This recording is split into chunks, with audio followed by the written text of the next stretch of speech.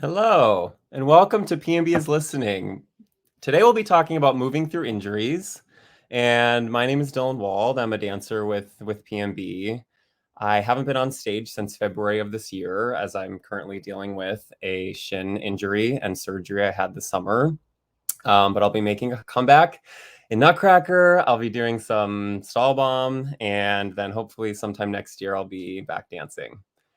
Today, I'm joined by my amazing PNB coworkers, James Moore, Leah Terada, and Lesley Rausch, who fortunately, have also dealt with long-term injuries during their time dancing at PNB and maybe beyond, and we can kind of talk about all that stuff. So yeah, today I would love to kind of just like talk through, some of our intense injuries and what those looked like, and maybe like what they looked like starting out, how, maybe you felt like it was just kind of a hurting thing and you could dance through it, and maybe how it became something worse. And then I would love to kind of discuss, like, during an injury, what were some resources that kind of helped you through, and then what was coming back like, and how coming back to performing and dancing was like for you, because oftentimes the audience, sees us off the stage, and then all of a sudden we return and it's a lot like nothing's changed. But for us, there's a lot of in-betweens and a lot of ups and downs and setbacks and things that go along with being injured, because contrary to what it looks like, dancing is extremely difficult and physically demanding, and it's very common for dancers to deal with injuries at some point. So anyway, we can just kind of get started. Maybe James, you can outline an injury or a beginning of an injury you had. Sure. Yeah, I've unfortunately had I think 3 periods where I missed an extended period of time. And I'm talking like 6, 7 months each time. And the major injuries that I experienced were wear and tear injuries, repetitive stress injuries that have no time frame of recovery, really. It's not like a sprained ankle where you have a set amount of time. It's like, okay, depending on the severity, it's 4 weeks and then you should expect to be back.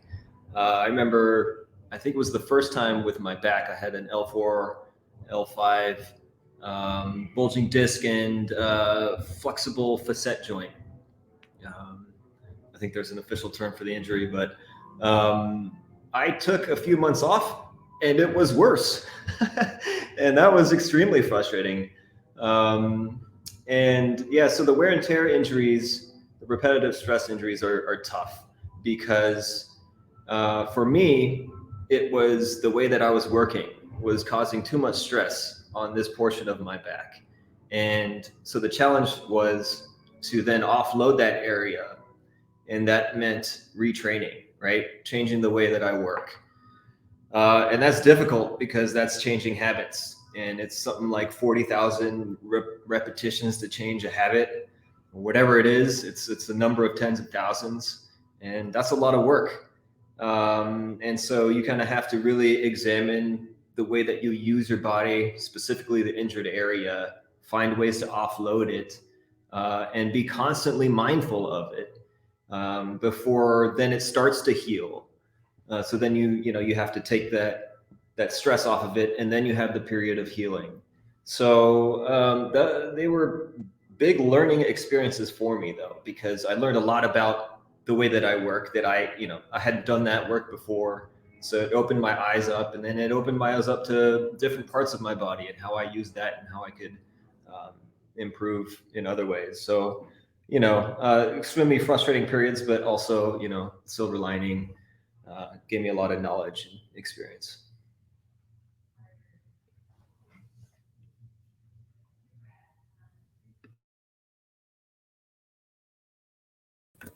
Hi. Yeah, I would say that those periods, as tough as they are, tend to be periods of extreme growth. As James was saying, I had a really bad back injury actually right at the very beginning of my career, and learned that I actually don't have a spinous process on my L5. And so it's really, really hypermobile, and had a lot of disc irritation. And I basically retrained how I work. And then over the years, through several other injuries, have retrained again and again and again, just to basically optimize, the biomechanics in a way that is least traumatizing to all the joints that we use so frequently in such an unnatural way. So much of what we do is not the normal mechanics of the human body, and we're often pushing our body into extremes in different positions that then put pressure in other places, that if you are able to get stronger in certain areas and rework how you line yourself up and how you do the mechanics of how different joints move, it can be super helpful. And I think really it's the injuries and the process that led me on through becoming a Pilates instructor. I did a bunch of Pilates and then I became certified. And I think it's that, with the intensive physical therapy over the major injuries that I've had, that has really given me the longevity of the career that I've had, because I can see without the amazing care team that I've been able to work with, Dr. Anderson, Boyd Bender, our in-house physical therapist, and Laura Bannister and Karen Townsend, therapists that I worked with outside of PNB. Without their help, I don't think I would still be dancing today. I tell Boyd every day that the only reason I'm still dancing is because of him. So I'm very grateful for that. So it's the rehab from those injuries that actually can sometimes help lengthen and extend your career and actually make you dance better too.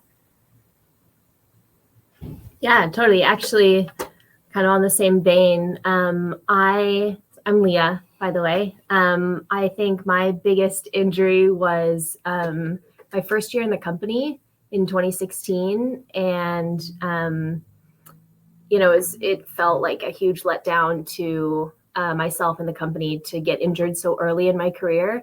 But it also started me down this path that was so centered around rehab and prehab after that as well, which was super important. And I don't think I would be the dancer I am now, as far as how I think about how I'm moving, how I'm going to protect myself, how I can still push myself, how I can listen to my body, all those things, and then still do all the demands that are asked of me, or at least I can try or know where I need to compromise. But yeah, Pilates and the cross training that I have picked up now, I wouldn't have been so proficient to jump onto if I hadn't gotten injured.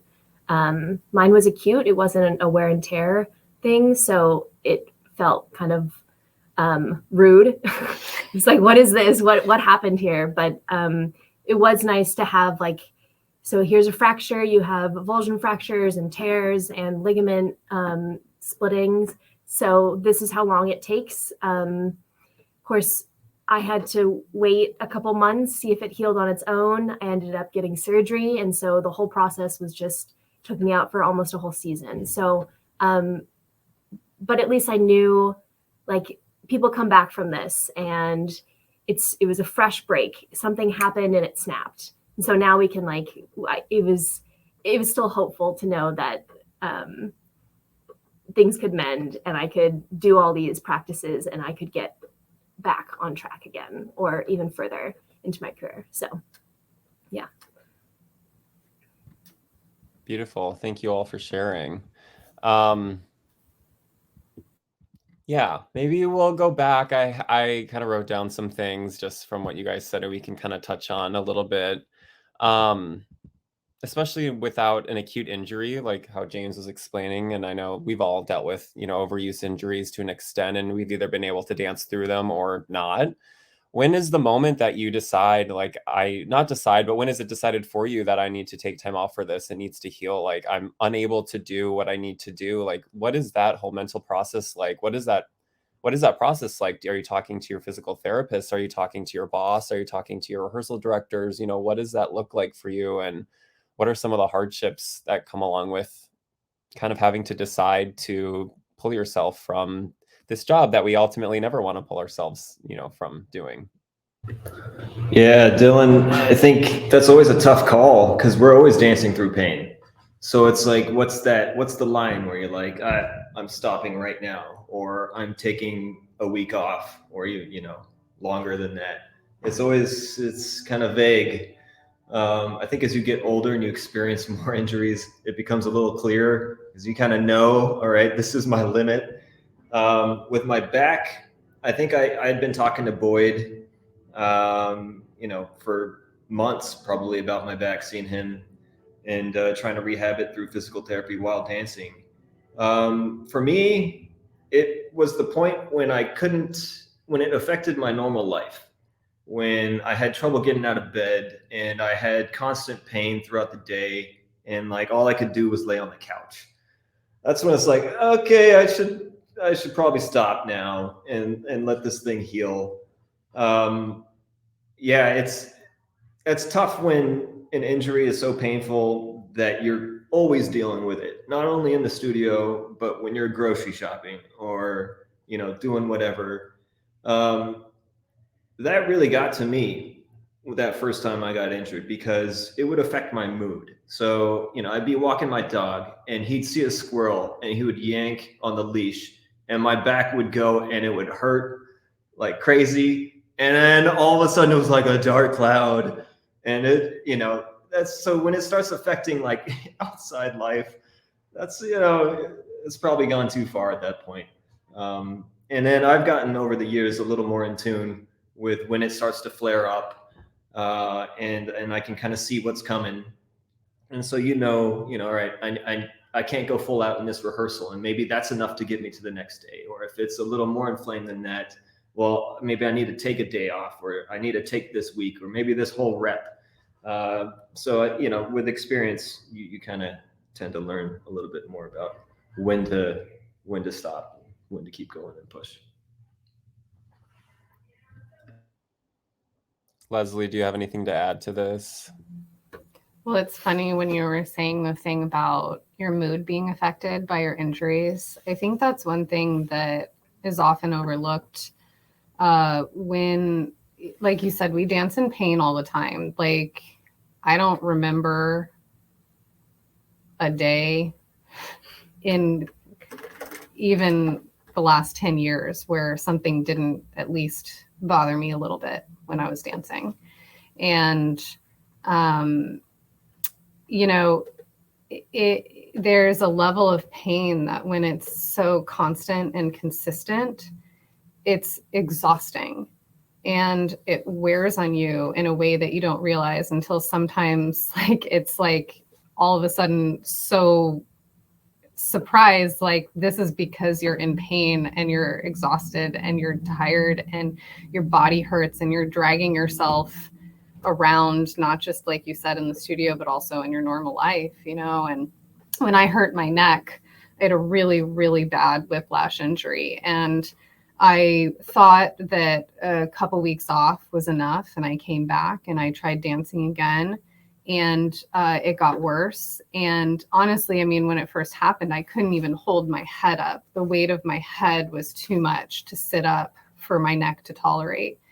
And I was trying to dance a couple weeks later, and I could barely hold my arm out to the side. And it's like, what were you thinking? I look back on it now, I'm like, you should have just taken the time to heal in the first place. And with that injury in particular, it was causing these horrible migraine headaches. So, my mood was awful. I would get these headaches and then I would have a low-grade headache all the time.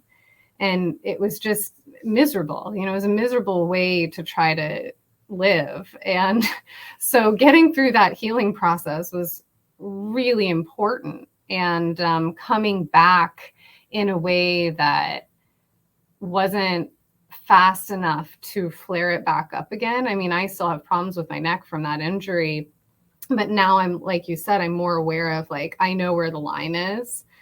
Oh, this is a little bit stiff or stuck or sore. And I know the tools that I have, to deal with that. And then once it gets to a certain point, it's like, nope, that's a hard no, stopping dancing. there's no way to dance through that. And I think the same has been true, you know, for my back, where I can feel it kind of acting up. And then there's a point where I feel like I should probably pull back or stop. And the couple times that I've really hurt myself and had to be out for a while have been when I haven't listened to that voice in my head. So my advice to others would be, there is some deep intuitive part of you telling you that you're hurting and there's a reason you should stop. But it's so hard to listen to that when you're so invested in what you're doing. You've prepared for something, or you're getting the opportunity to do something for the first time, or you're revisiting a role that you love. And those things are so hard to let go of. And yet at the same time, your body is your instrument. And if you don't respect it, it's not going to support you. On that happy note. Yeah,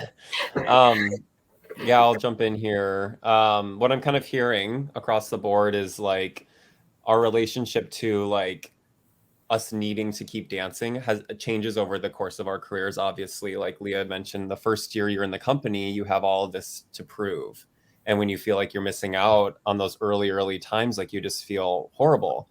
And then on the latter end of it, if you're towards the end of your career and you're also dealing with an injury, you also feel like you're missing out on the last part of your career. And then, you know, there's like during the different parts in our careers and our time in our journeys dancing, wherever that is, and our rank and our position and the role that we're getting and the role that we're missing out on, like we just feel that intense pressure. I just feel like the average viewer might watch this and be like, well, why are they dancing? Like why are they dancing in that much pain? Well, it's because this beautiful finite career is so limited and short, and we just like feel the need to take every opportunity we can, because ultimately it goes by like in the blink of an eye.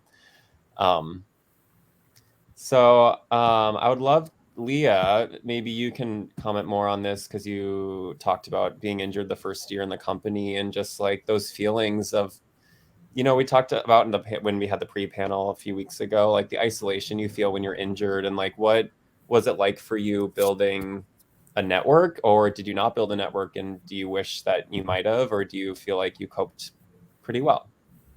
Yeah, that's such a loaded question, Dylan. Yeah, I think having the physical support team with you is really important. And I'm speaking to my younger self, like that was a really important step that I knew. My parents are doctors, so it was always like, you know, make sure everything's working and always have that physical support system as far as like rehab. So PT, and then, you know, the doctor and my surgeon. And I had multiple PTs, massage therapists and naturopaths and acupuncture, all of those things, dry needling. Those were all physical support. And I had that it was pretty solid foundation.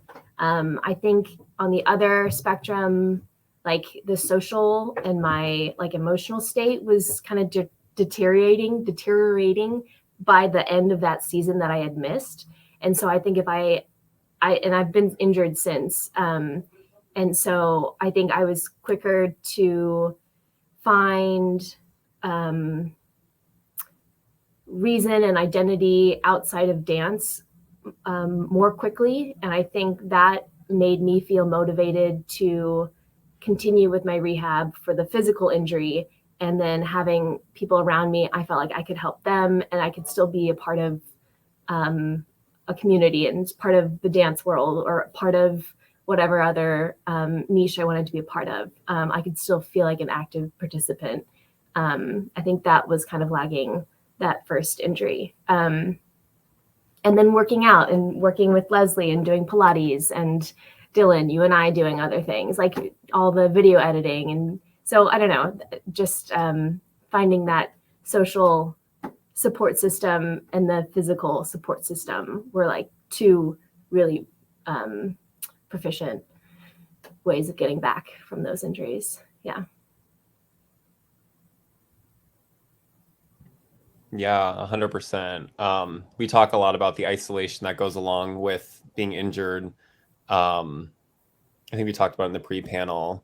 But ultimately, like, there's community. Like, I know all of you have reached out to me during this time that I've been out, because I'm one of the only injured dancers in the company right now. There's a few of us, right? But when you're in it, you feel so alone. Or even if you're a student and you're the one sitting out in class, you're like the one sitting out and the rest of your friends are out there dancing. And it's like, you just feel so alone and isolated and like you're missing out and like you're taking steps backward. But like you said, Leah, like building other parts of yourself and your identity and your person like are just as valuable in your dance career and life. And like we also talked about, like it can also enhance the end of your career. It can prolong your career. It can actually make you better at things that you didn't even think you could get better at. I think we would agree, we can just understand our bodies and ourselves a little bit better. Anyone? Yeah, I can jump in here. Yeah, I just looked at it. I looked at rehab as my job during that period of time off. It's like, okay, I can't be in the studio, I can't rehearse, I can't perform, but I can do physical therapy. I can do all these other cross training exercises up to a certain point. Let me just work on myself. Let me just work on my base, the base of my technique, get my bar super strong. And then so that when I'm able to progress further, like I'm that much better of a dancer already. And then I think exactly what you said, Dylan, those periods helped me prolong my career. I think without those periods, I might be done already. And so it was not only like the rest, like 6 months, 7 months of wear and tear that I didn't have when I was, at that age or all of those ages. I think it helped me in terms of my knowledge, building my technique, and then prolonging the career. So, but yeah, this going back a point, there's never a good time to miss out on a season, when you're young, when you're in the middle of your career or at the end of your career. Just like Lesley said, prodigal son doesn't come around often. And when it does, if you're injured, then you miss out. And maybe you waited your whole career to do it. That was your opportunity. You don't know if it's going to come back around or if you're going to be around when it comes back. So that's tough. But, I had a period that first time when I was out for an extended period of time where I had to just kind of let go and say, all right, I'm not part of the company right now. I'm just doing my thing, getting ready for my comeback.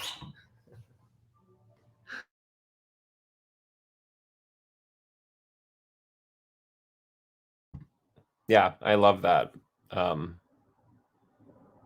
Yeah, we just have to like spin everything when you're in this state, because the worst thing that you can do is let it eat at you and let you not see the things that you can do and can achieve during this time. Like, there's a period of time when you can grieve the loss and you can be really sad, and like you absolutely should acknowledge those and have those feelings. Like I had those periods. I still have those periods actually where I have days or moments where I'm like, you know what, I just need to not. Like I need to just have a moment and be sad and feel bad for myself and yada yada yada. But then the adverse of that is realizing what you can do and reshifting your priorities. And like you said, James, it's like that's such a great mindset, just being like, well, this is my job now is rehab. My job is getting my body ready for my comeback, is getting ready to get back on stage, which is ultimately where I want to go.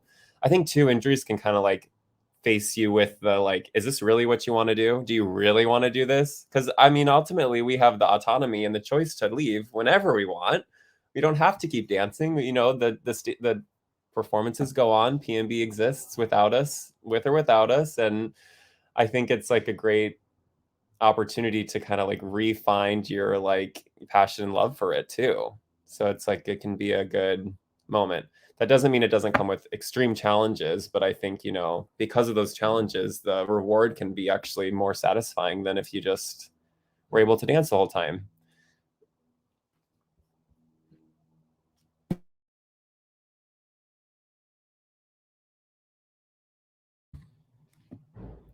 Well, we have about 5 more minutes left. If anyone wants to jump in here and talk about anything, any other points that we didn't really get to. We talked a lot about things.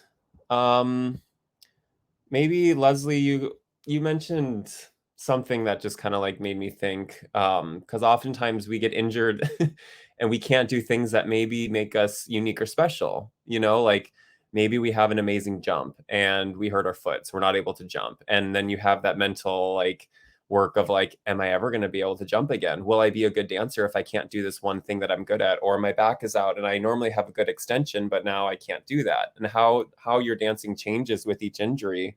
How do you deal with that kind of like that mental process?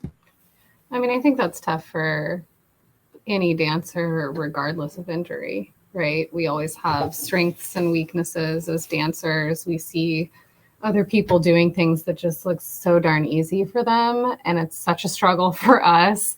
And so, that's something that you deal with constantly, right? But there are things about each individual dancer that make them so unique and special. And, with an injury, when you maybe lose part of your identity as a person, not being able to be a dancer in that moment. And then as you're coming back, when you're struggling to get back to where you were and re-find your identity of maybe, like you said, the things that you were really, really good at. I think there are very few injuries that I've seen people return from where they haven't been able to find a way to recapture what they were in some way as a dancer after their injury. And, even if you don't have a jump that's quite as high as what it used to be, or maybe your leg is a little bit less low than it used to be, your dancing on a whole is so much more than that one, small amount of percentage of thing that you may have lost in an injury. And I think that it can be a time for dancers to really learn to value all of their qualities and not maybe just the one thing that they're known for or that other people praise them for. They have so many other qualities that maybe they never realized.